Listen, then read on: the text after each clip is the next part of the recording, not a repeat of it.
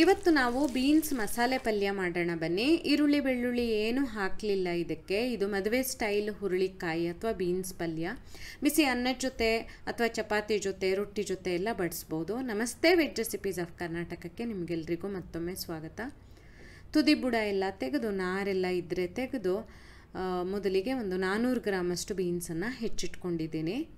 ಹಾಗೆ ಒಂದು ಬಾಣಲೆನಲ್ಲಿ 1 ಟೇಬಲ್ ಚಮಚ ಎಣ್ಣೆ ಬಿಸಿ ಮಾಡಿ ಅರ್ಧ ಚಮಚ ಸಾಸಿವೆ, 1 ಚಮಚ ಕಡಲೆಬೇಳೆ, 1 ಚಮಚ ಉದ್ದಿನಬೇಳೆನ ಹಾಕಿ ಒಗ್ಗರಣೆ ಮಾಡ್ಕೊಳ್ಬೇಕು.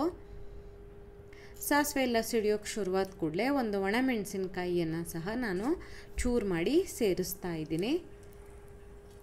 ನಾವು ಆಮೇಲೆ ಮಸಾಲೆಗೆ ಒಣಮೆಣಸಿನಕಾಯಿ ಹಾಕ್ತೀವಿ, ಹಾಗಾಗಿ ಇಲ್ಲಿ ಒಗ್ಗರಣೆಗೆ ಒಂದು ಹಾಕಿದ್ರೆ ಸಾಕು.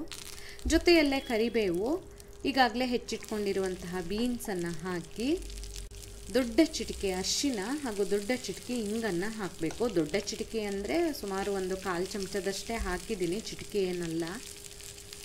ಈಗ ಇದನ್ನು ಚೆನ್ನಾಗಿ ಮಚ್ಚೋಣ ಅಥವಾ 1 ನಿಮಿಷದಷ್ಟು ಹೊತ್ತು ಒಳ್ಳೆ ದೊಡ್ಡ ಉರಿಯಲ್ಲಿ ಹುರ್ಕೊಳ್ಬೇಕು. ಆನಂತರ ರುಚಿಗೆ ತಕ್ಕ ಹಾಗೆ ಉಪ್ಪು ಹಾಕಿ ಅಗತ್ಯ ಇರೋಷ್ಟು ನೀರು ಹಾಕಿ ಮುಚ್ಚಳ ಮುಚ್ಚಿ ಈ ಬೀನ್ಸ್ ಎಲ್ಲ ಮೆತ್ತಗೆ ಬೇಯೋವರೆಗೆ ಬೇಯಿಸ್ಕೊಳ್ಬೇಕು. ನೀವು ಬೇಕಾದರೆ ಹಾಗೆ ಕುಕ್ಕರಲ್ಲಿ ಬೀನ್ಸನ್ನು ಬೇಯಿಸ್ಕೊಂಡು ಆನಂತರ ಒಗ್ಗರಣೆಗೆ ಹಾಕ್ಕೊಳ್ಬೋದು. ಆ ರೀತಿ ಮಾಡಿದರೆ ಕೆಲಸ ಸ್ವಲ್ಪ ಸುಲಭ ಆಗುತ್ತೆ. ನೋಡಿ, ಹೀಗೆ ನೀರೆಲ್ಲ ಹಾಕಿ ಮುಚ್ಚಳ ಮುಚ್ಚಿ ಮೆತ್ತಗಾಗೋವರೆಗೆ ಬೇಯಿಸ್ಕೊಳ್ಳೋಣ. ನಾನು ಮಾತ್ರ ಹೀಗೆ ಬೇಯಿಸ್ತೀನಿ ಪಲ್ಯನ, ಯಾವಾಗಲೂ ಒಗ್ಗರಣೆಲೇ ಬೇಯಿಸೋದು ನಾನು.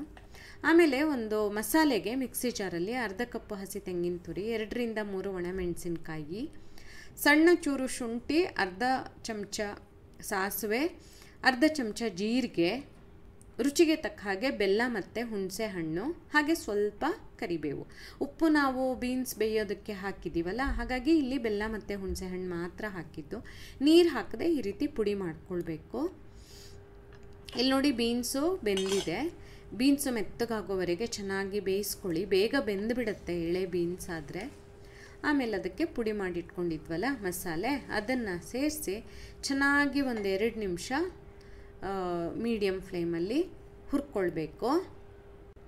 ಇಷ್ಟು ಮಾಡಿದರೆ ಬಹಳ ರುಚಿಕರವಾಗಿರುವಂತಹ ಬೀನ್ಸ್ ಮಸಾಲೆ ಪಲ್ಯ ತಯಾರಾಗುತ್ತೆ. ಉಪ್ಪು ಕಡಿಮೆ ಹಾಕಿದ್ರೆ ಇದನ್ನು ಸಾಲಡ್ ಥರ ಹಾಗೆ ಬೇಕಾದರೂ ತಿನ್ಬೋದು.